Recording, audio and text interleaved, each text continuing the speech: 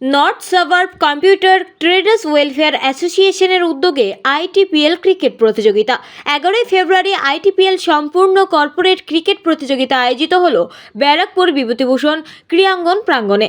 কাজের সাথে সাথে রিফ্রেশমেন্টের কথা মাথায় রেখেই এই টুর্নামেন্টের আয়োজন করেছেন North Suburb Computer Traders Welfare association.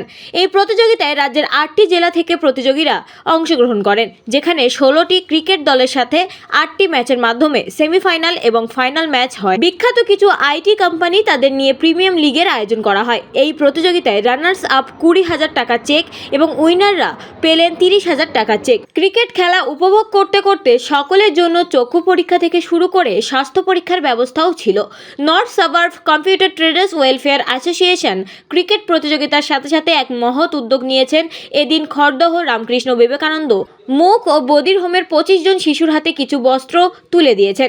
উপস্থিত ছিলেন কিংবদন্তি ফুটবলার রঞ্জিত মুখার্জি, ব্যারাকপুর পৌর প্রধান এবং উপপৌর প্রধানরা, ব্যারাকপুরের এসডিও।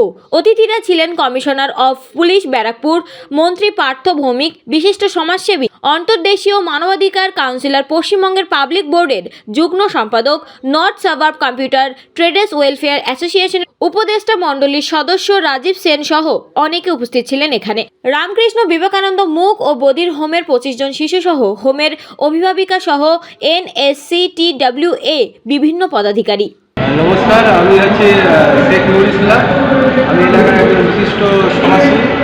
ঘটনা হচ্ছে এই যে আমাদের বিভূতিভূষণ স্টেডিয়াম খেলার মাঠে আমাদের এখানে জেলা স্তর এবং আন্তর্জাতিক স্তরে ফুটবল খেলা হয়, কিন্তু আজকে আমাদের খুবই আনন্দ লাগছে যে এখানে একটা জেলা ভিত্তিক একটা ক্রিকেট টুর্নামেন্ট আয়োজন করা হয়েছে, যেখানে বহু ক্রিকেট যারা খেলে তারা অংশগ্রহণ করেছেন এবং এলাকার যারা ক্রিকেট প্রেমী তারাও খুব আনন্দিত হয়েছে। এবং আমাদের চেয়ারম্যান সাহেব উত্তম দাস মহাশয় এবং আমাদের যে কর্পোরেট কোম্পানি যেটা কম্পিউটার ট্রেড অ্যাসোসিয়েশন, ওনারা আজকে আয়োজক, ওনাদেরকে আমার সাধুবাদ জানাচ্ছি, কারণ ওনারা আজকে পুরোটাই পরিচালনার মূল দায়িত্বে আছেন এবং মানুষকে যে খেলাধুলার মাধ্যমে একটা বিকাশ, যে দৈহিক বিকাশ, সেই বিকাশের একটা চাহিদা পরিপূর্ণ করছে, কারণ দৈহিক বিকাশ না হলে মানুষের মানসিক বিকাশ ঘটা সম্ভব নয়।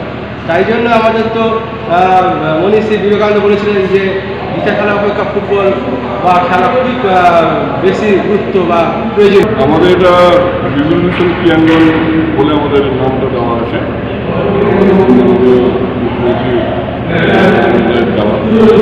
ওনারই নির্দেশে স্টেডিয়ামটা হয়, আমাদের কাছে প্রস্তাব আছে, সাথে প্রস্তাবটা নিই এবং স্টেডিয়াম শুরু হয়ে যায়। স্টেডিয়াম শুরু হওয়ার পর আমরা ওপেনিং করি খুব সুন্দরভাবে। কবে ওপেনিং হয়েছিল? কবে ওপেনিং হয়েছিল? এটা 2019। এটা অরূপ বিশ্বাস এসেছিলেন তখন থেকে আমাদের এখানে একটা এজেন্ট ছিল যে উনি মাঠটাকে মেনটেন্স করতো, যে 1.5 লাখ টাকা মান্থলি আমাদের চার্জ করতো।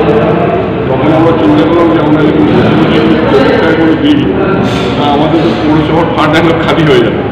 তাই আমরা নানা রকম অনুষ্ঠান থেকে বাড়ি যারা আমাদের ফার্স্ট ডিভিশনের খেলা বা আপনার প্রিমিয়াম লিগের খেলা বা অল ইন্ডিয়া ফুটবলের আন্ডার 14, আন্ডার 17 খেলা এখানে আসে, তাদের থেকে আমরা যে টাকাটা পাই এই টাকার মোটামুটি আমাদের চলে যায়। তাই এবার অ্যাসোসিয়েশন থেকে আইটি সেক্টরের যেটা আছে কর্পোরেট ইউনিট, এরা আমাদের কাছে আসে, চেয়ারম্যান পারমিশন দেয়, চেয়ারম্যান আমাকে রেফার করে। আমি তখনই ওদের বলেছিলাম মাঠটা কিন্তু আমরা খুব যত্ন করে তৈরি করা, এখানে ফুটবল এখানে হয় না, কিন্তু একটা কন্ডিশনে আমরা দিতে পারি, যেটা মাঠে কোনো ঘাস কাটা যাবে না, ম্যাট দিয়ে করতে হবে, কোনো অর্থ করতে পারবে না, সেই কন্ডিশনে আমরা রাজি হয়। তারপর আমরা দেই, হিসেবে দেখুন সত্যি খুব সুন্দর, দারুণ পরিবেশ, খুব আমরা আনন্দিত হলাম এবং ওদের সাথে আমরা সবসময় থাকবো। আগামী বছর যদি আবার চাই, আবার ঠিক এই সিস্টেমে আমরা দেবো।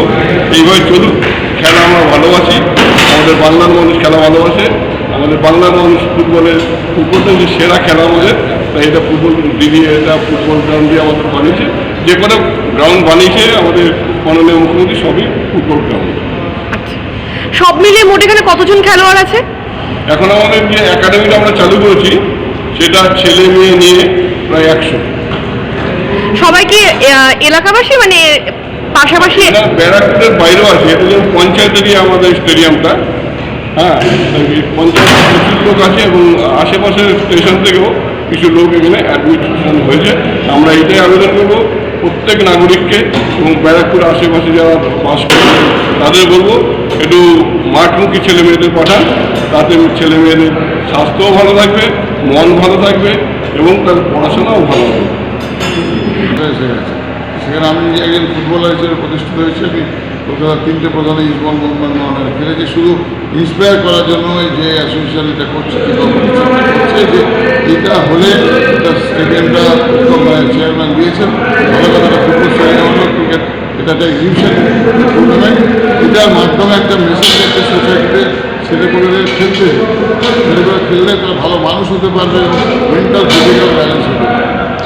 স্যার আপনার এই কথাটাকেই তুলে ধরবো, এখন কিন্তু বর্তমানে অনেক বাবা মারাই চায় যে ছেলেমেয়েরা শুধু পড়াশোনা করবে, শুধু ঘরের মধ্যে থাকবে, শুধু পড়াশোনা করবে, তাদের খেলতে যেতে দেয় না। অনেকেই বলে যে না খেলার দরকার নেই, খেলে কি হবে স্যার, খেললে কি হবে? এখনকার দিনে এটাই আমরা গার্জেনদের বলার চেষ্টা করছি, খেলাটাও একটা প্রফেশন। হচ্ছে একটা পার্সেন্টেজ খেলাধুলা করলে শরীর ও মনের মধ্যে যে ব্যালেন্স হয় এটা কোনো ওষুধে হয় না। অন্য কথা হচ্ছে যে চাকরি বাকরি পেতে বা এই প্রফেশনটা নিলে যদি ভালো খেলোয়াড় যদি খেলতে পারে তাদের ইন্সপায়ার করা উচিত। এর জন্যই এই কাজটা করা, এটা গার্জেনদের বোঝা উচিত যে খেলতে দিন, খেলতে না দিলে ভালো মানসিকতা ছেলে আজকালকার ছেলেগুলো ডিপ্রেসড হয়ে যাচ্ছে, নানা কারণে ভেঙে যাচ্ছে। হাতটাকে ঠিকভাবে অ্যাকসেপ্ট করা স্পোর্টস করতে বা খেলাধুলা করলে সম্ভব। এটার জন্য এটা আমার চাই যে সব জায়গায় খেলাধুলা হবে। 8টি জেলাকে নিয়ে একটা সুন্দর ক্রিকেট প্রতিযোগিতা করেছি। আমরা পৌরসভার পক্ষ থেকে পারমিশন দিয়েছিলাম এই খেলাটাকে। আমার খুব ভালো লাগলো, আমি নিজে এসেছি এবং টোটাল একটা পরিবেশটাই খুব সুন্দর পরিবেশ, খেলাধুলার পরিবেশ এবং আলাদা একটা আনন্দের পরিবেশ। সকলে মিলে একসাথে যেভাবে একটা উৎসব আগামীকে সুন্দর পরিবেশের কার্যালয়। আমি ক্রিকেট অ্যাসোসিয়েশন সকলকে আমি অনেক রকম ধন্যবাদ জানাচ্ছি, শুভেচ্ছা জানাচ্ছি এবং আগামী দিনও এরা যেটা করবে তার সাথে আমাদের সহযোগিতা।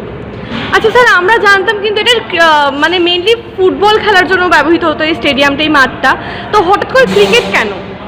না, ব্যাপারটা হচ্ছে এটা সম্পূর্ণমূলক খেলা। এটা ফুটবল খেলা ছিল, কোনোদিন ক্রিকেট হয়নি এবং এদের সাথে যেটা কন্ট্যাক্ট ছিল যে আমার মাঠে কোনোরকম আমাদের মাঠে কোনোরকম গর্ত হবে না এবং সেটা ম্যাট পেটে খেলতে হবে এবং স্ট্যাম্প যেটা আছে স্ট্যাম্পটাও জানি কোনো ইয়ে না থাকে, ওটা কি স্ট্যাম্প বলে উইকেট